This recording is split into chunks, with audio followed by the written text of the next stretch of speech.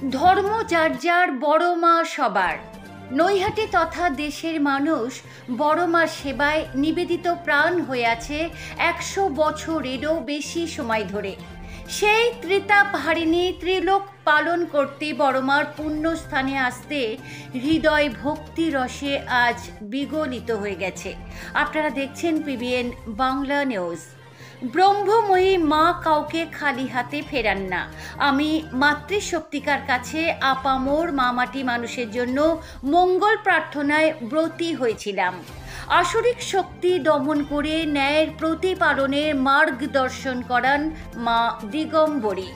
অসুর সংহারে অসির প্রহারে বড়া ভয় করে সৃজন পালিনী, তাই মায়ের চরণে বারংবার নিজেকে সঁপে দিই আমি।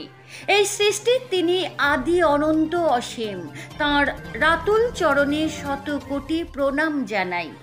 বড়মার মন্দিরে যাতায়াতের জন্য যে ফেরিঘাটে ব্যবহার করা হয় তার নব নামকরণ হবে মায়ের নামে, এবং আমি রাজ্যসভার সাংসদ তহবিল থেকে এই ফেরিঘাটের মনোন্নয়নের জন্য 10 লক্ষ টাকা প্রদান করব।